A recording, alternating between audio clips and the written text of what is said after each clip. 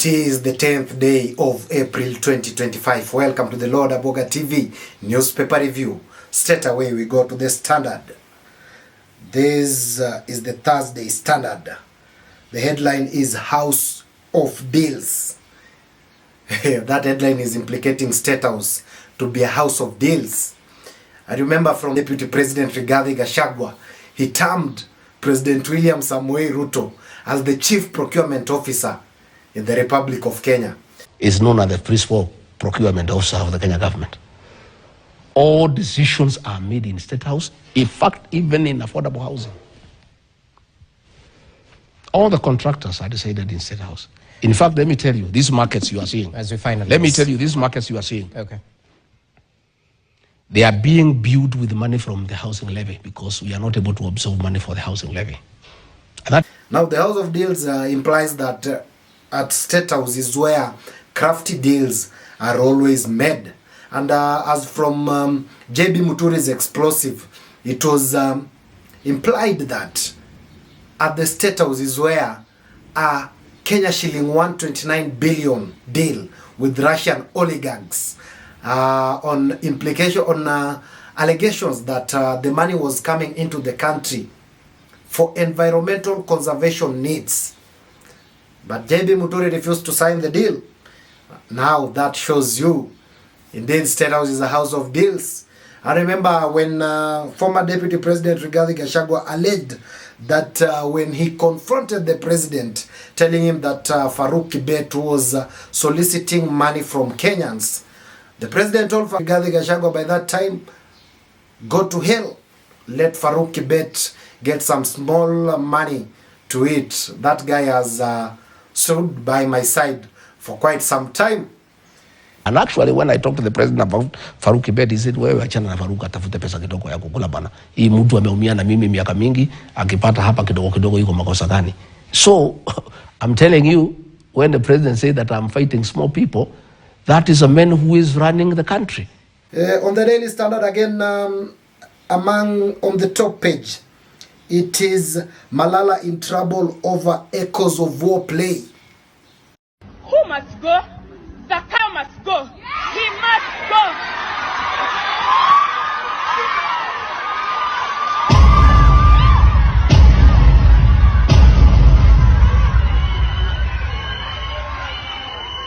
My voice, your voice, our voice, Gen Z's voice. A generation that is tired of being manipulated by leaders who are busy making empty promises. Promises that even a 5-year-old is able to tell is a scam.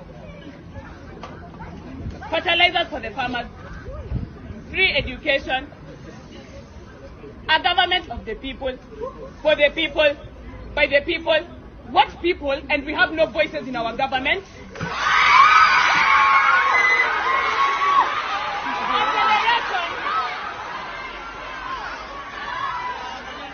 A generation that is vexed, infuriated, tired of everything going on. Who are our leaders? Well, they're out. That is funny. That is astonishing. And as a country, we are going back to dark days. If a state can stoop that low to an extent that they want to intimidate those young learners not to perform that play, not to showcase their talents, that is very sad. And I remember before the state had banned that play to be unveiled at the national scene, despite the fact that they had rightfully qualified to perform at the national drama festivals, but the state had banned them. Now Butere girls went to court.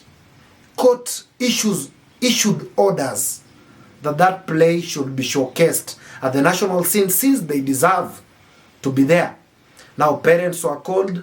They brought in their kids to school. Kids traveled all the way from Butere to Nakuru. Just to reach in Nakuru, they were locked in a certain school by police officers. To arrest me It's good. No, Marubu, you told me you want to arrest me to take me to the police. That's what you told me. Me, I have a court order here. I'm serving you. The High Court has allowed me to direct the play. They are performing tomorrow morning. Other directors are performing. So, this is the court order, High Court order, rubber stamped for your perusal. High Court. Serving you, you're the head. Marubu, this is my friend, head of DCIO Nakuru. He was in Kakamega, he left Kakamega yesterday, or last week. Yes, so this is the order. Have I offended you? No. Have I gone against any rule? I'm just implementing courts. No. You've not told me where am I going to? No. Have I been summoned? Where are the summons? What mistake? End up finding. What am I going to do? Tell me. Do you news up and what am I going to? Are you arresting me for scripting a play? Kenya imefika hapo. Mtu akaandika play anafungwa na polisi yao wote. Polisi wote wamekuja na bunduki na kila kitu. Marubu. No. Tell me. I'm a Kenyan. I need to know. So umefika mahali penye tunaarestiwa.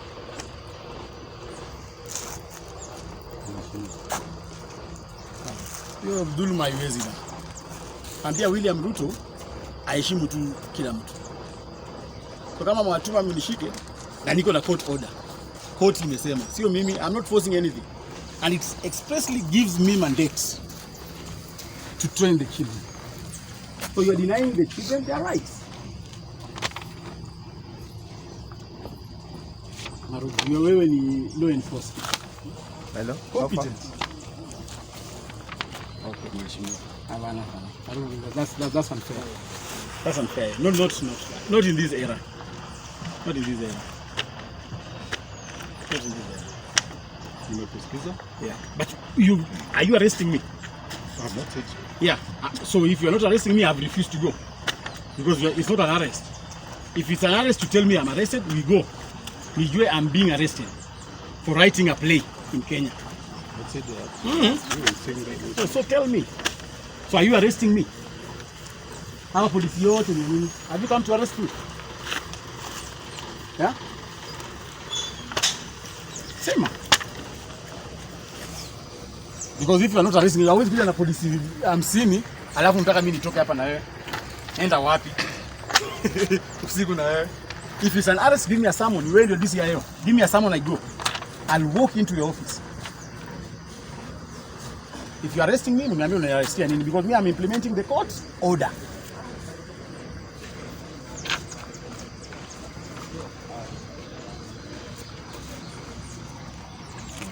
No. Marubu, you ambia hawa jamaa haiwezekani. And me, I cannot be intimidated. I cannot be intimidated. I'll write. Why are they intimidating these young learners? Why are they doing that to those young learners? What are they trying to portray to them? Very sad state of affairs. And I think the state being led by President William Samoei Ruto should stop being this petty. This is too much to the young growing generation. The director of that play, Cleophas Malala, was violently arrested yesterday. Journalists were tear gassed, and as it stands at this morning, there is a heavy police presence where the play is supposed to be showcased in Nakuru. That is at the Melvin Jones School. Check out. There is some cheers coming from the bus currently, and this is Butere girls at Melvin, arriving at Melvin Jones. The students are there. Media has been barred from entering at Melvin Jones, and police have just closed the doors behind us. We cannot access the premises as of now. This is the current situation.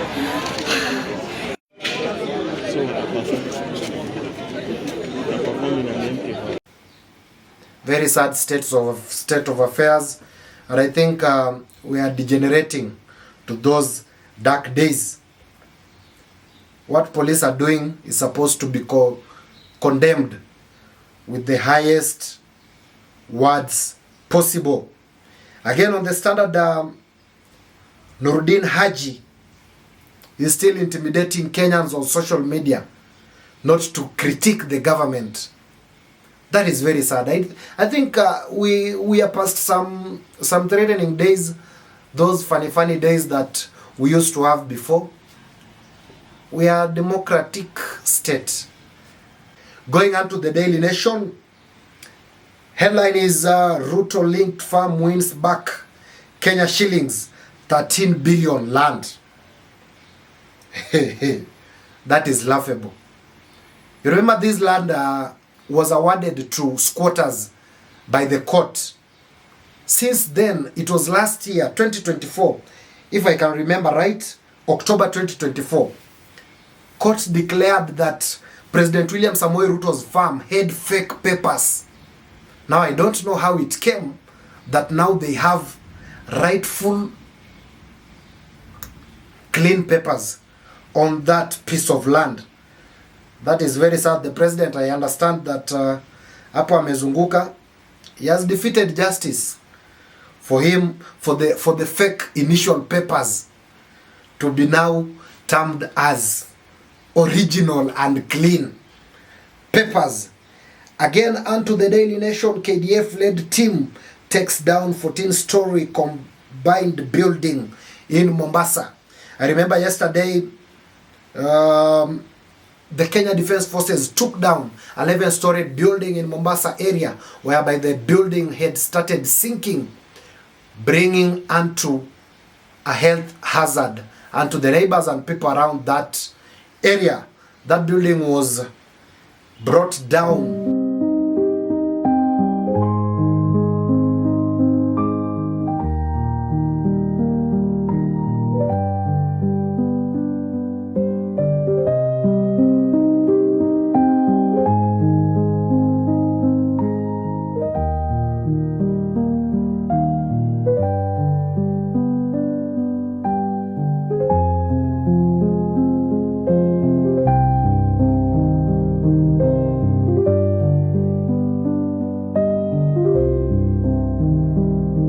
Some neighbors were complaining that their properties were destroyed.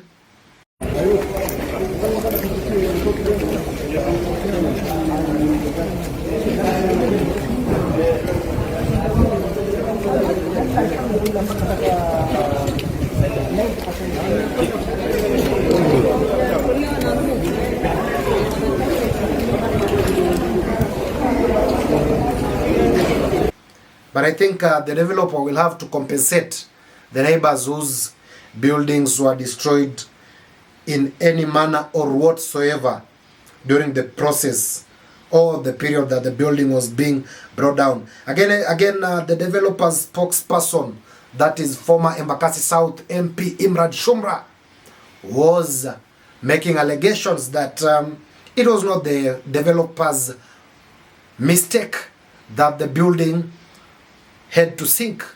He was saying that there were natural factors that brought the building not to be in a suitable place for occupation. And Sumra was thinking that no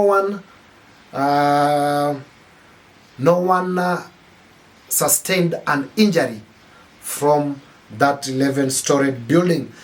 When we were told to put Kokoto, let me not go all to 600 millimeters, we have the certificate and we put 1000 millimeters. When we were told to put Y20, we have put Y25. When we were told to put Y30, we have put Y35. Now, we had already applied for 600, you are right, but at the ground floor level only when we are doing basement and we have the certificate to confirm, there's nothing we are hiding. We got an approval for 4 more floors, which is there. So there should be no speculations. There is nothing ill will. Hakuna kitu tumefanya nyume. So in case anybody wants this thing, we can make a file and we can produce it. No foul play, my brother. As a representative of the developers, how is the deal working? How much? Around 300 to 350 million shillings. No insurance, nothing. Luckily, hakuna pesa ya mtu ya flat hapo. Mwenye gorofa ametumia pesa yake, na mimi nataka kuambia wananchi, ametumia ni sawa, lakini amechukua loan. So muombe hii bado ya hasara. Loan na nini mambo ya Mungu, but 300 to 350 million shillings imekunywa maji, but tunashukuru Mungu. You know, pesa sio muhimu. Hata developers wakasema subra, wacha tuangushe hiyo building, ni hasara, lakini ni mtihani kutoka kwa Mungu. I think mtihani ya kutoka kwa Mungu inakujia kila mtu. Magorofa zinaanguka juu ya watu na tunatoa maiti. Jamani, simuone hata hakuna maiti, tushukuru Mungu. I think that is for the day from the newspaper review. This is the Lord Aboga TV. Remember to subscribe to our pages on YouTube at Lord Aboga TV, on Facebook Lord Aboga, for these and many more stories that we bring you.